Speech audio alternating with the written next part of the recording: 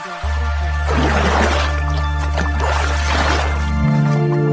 Inspiratif hidup. Jangan jadikan kegagalan kemarin sebagai penghambat hari ini. Semangat untuk membuat hari esok lebih baik melalui hari ini. Episode 176. Tentu saja memilih untuk memaafkannya. Hari ini adalah hari bahagia yoga yang seharusnya menjadi hari paling membahagiakan dalam hidupnya. Namun, terjadi percobaan pembunuhan di tempat pernikahannya dan tangannya yang tersayat pisau hingga berdarah. Untung saja bukan tangan yang dipatahkan oleh Sean sebelumnya. Rasa sakit di tubuh Yoga bukanlah masalah dibanding kenyataan bahwa dia dipandang rendah oleh kakek yang paling dihormatinya. Yoga merasa hancur dan meneteskan air mata. Teman baik Yoga yang menjadi salah satu dari pengiring pengantin pria segera membawanya ke rumah sakit saat melihatnya mengalami pendarahan hebat. Lana menghampiri Gianna dan berkata, "Gianna, cepat temani Yoga ke rumah sakit. Kenapa kamu tidak mengikutinya? Aku tidak akan pergi." Gianna baru saja menonton video yang diunggah Maggie lewat ponsel Hilda. Perasaannya meledak-ledak dengan penuh amarah. Kata-katanya penuh dengan ketidakpedulian terhadap Yoga. Gianna marah. Dia mengira dirinya merupakan satu-satunya bagi Yoga. Tanpa disangka-sangka, selain dirinya, Yoga juga memelihara seorang bintang kecil. Yoga bahkan bermain-main dengan si wanita ketiga di malam sebelum hari pernikahan mereka. Lana dengan cepat menarik Gianna ke samping dan membujuk dengan suara yang pelan. "Putriku, jangan bodoh. Jangan menyebutkan perceraian seperti saat kamu menikahi Cahyadi terakhir kali." Lana juga mengingatkan, "Gadis bodoh, pria mana di dunia yang tidak bernafsu?" Zaman dulu, seorang pria bahkan memiliki 3 istri dan 4 selir. Yoga memiliki latar belakang yang sangat baik, jadi memiliki 1 atau 2 wanita adalah hal yang biasa. Yang penting, dia menghormati dan mengakuimu sebagai istrinya. Gianna terdiam beberapa saat, lalu bertanya, "Bu, apa yang ibu katakan?" "Meskipun keluarga Wangsa kita tidak sebaik keluarga Liono, kita tidak perlu merendahkan diri sampai seperti ini, kan?" Lana berkata, "Ibu tahu kamu merasa diperlakukan tidak adil, tapi keluarga Wangsa kita mengandalkanmu. Bersabarlah dan maafkan Yoga. Ibu yakin dia akan memperbaikinya." Gianna hanya marah. Tentu saja dia tidak berani mengajukan cerai. Namun, Gianna tidak ikut ke rumah sakit dan justru pulang sendiri ke rumahnya di Emerald Ville. Yoga pergi ke rumah sakit untuk membalut lukanya dan bergegas kembali mengendarai mobilnya. Dalam perjalanan kembali, Yoga terus menelepon Maggie, tetapi tidak tersambung. Dia mengirim banyak pesan yang mengancam Maggie, tetapi tidak dijawab juga. Yoga juga mengeluarkan kata-kata yang mengatakan bahwa Maggie tidak akan mampu bertahan di industri hiburan. Namun, dia tidak tahu bahwa semakin dia ingin menggunakan kekuatan keluarganya untuk memblokir Maggie, semakin banyak orang yang mendukung Maggie. Masalah ini sudah terangkat ke publik. Bahkan, orang biasa yang bukan penggemar Maggie juga tahu bahwa dia tidak melakukan kesalahan dan diboikot oleh pihak yang berkuasa. Para rakyat jelata bersatu untuk melawan konglomerat generasi kedua seperti mereka-mereka itu. Kesenjangan antara si kaya dan si miskin di Indonesia sudah sangat besar. Seseorang seperti Yoga bahkan menghabiskan lebih banyak uang untuk pernikahannya daripada penghasilan yang diperoleh orang biasa sepanjang hidup mereka.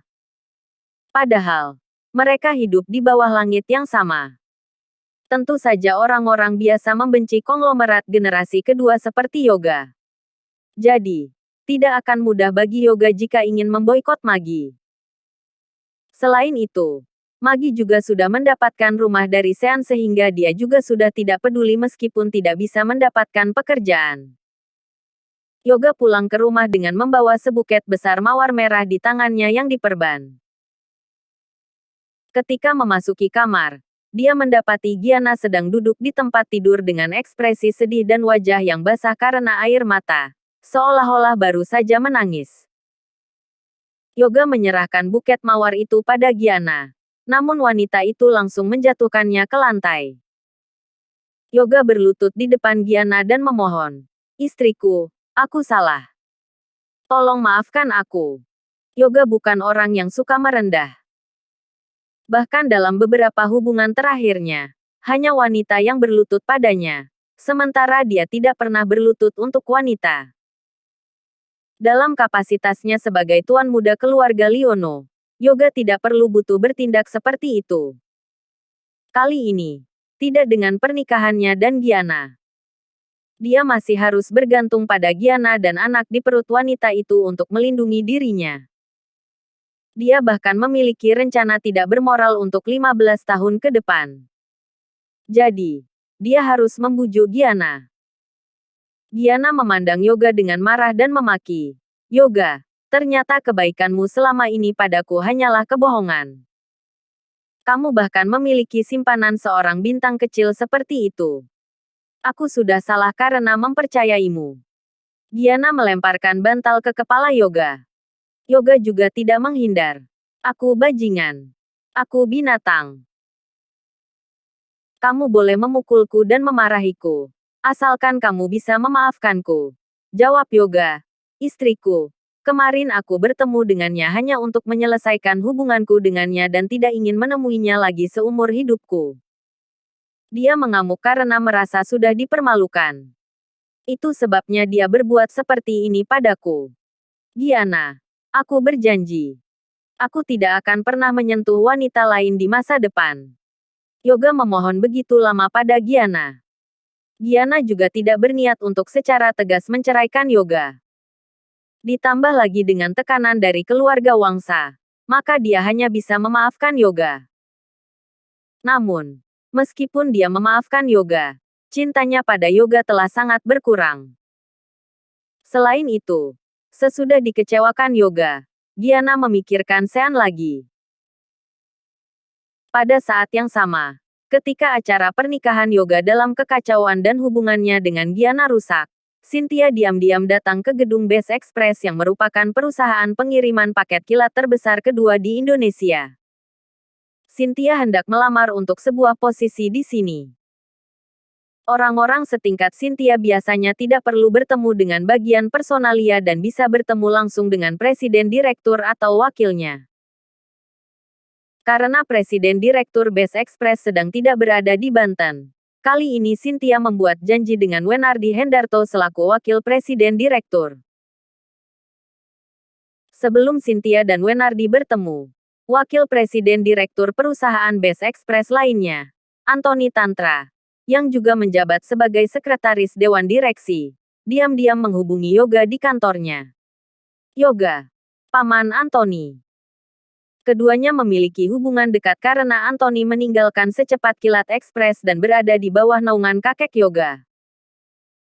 Kemarin, Yoga menebak bahwa Cynthia akan mendatangi pesaing mereka, Best Express, untuk melamar pekerjaan. Jadi, dia lebih dulu menyapa Wakil Presiden Direktur Best Express, Anthony Tantra. Karena itu, selama Cynthia melamar pekerjaan di sana, dia tidak akan diterima. Anthony melapor. Yoga, Cynthia benar-benar datang. Paman tidak berencana untuk bertemu dengannya. Tapi Wapresdir Wenardi bersikeras untuk bertemu dengannya. Wenardi Hendarto. Apa Paman tidak memberitahunya bahwa Cynthia adalah orang yang sedang bermasalah denganku? Tanya Yoga yang merasa kesal. Apa maksud pria tua yang tidak lulus perguruan tinggi itu? Meskipun secepat kilat ekspres dan Best Express adalah saingan, mereka harus saling menghargai. Hal-hal yang harus diperjuangkan di bidang bisnis pasti akan diperjuangkan. Hanya saja, Cynthia bahkan bukan orang yang berbakat di industri logistik sehingga seharusnya Best Express tidak memerlukannya. Anthony menjelaskan, Paman sudah menyampaikan padanya dan memberikan Bentley pemberianmu padanya. Tapi dia tetap tidak mau dengar. Sepertinya Wenardi sangat menyukai si Cynthia ini. Paman merasa sepertinya kemungkinan dia ingin menerimanya. Yoga mendengus dingin. Aku tidak percaya Wenardi berani menyinggung kakekku dan bersikeras untuk mempertahankan Cynthia. Bahkan presdir kalian saja tidak berani menyinggung kakekku. Katakan padanya, jika sampai dia berani menerima si wanita bernama Cynthia itu, maka kami keluarga Liono pasti tidak akan melepaskannya. 10 menit kemudian, Cynthia muncul di kantor Wenardi dengan setelan profesional. Saat Cynthia muncul, Wenardi menelan ludah dengan penuh semangat. Siapapun dapat melihat apa yang dipikirkan Wenardi tentang Cynthia. Terima kasih sudah mengikuti channel Wan dan Putra Orsia. Jangan lupa subscribe, like, and share. Tunggu episode selanjutnya. Salam silaturahim.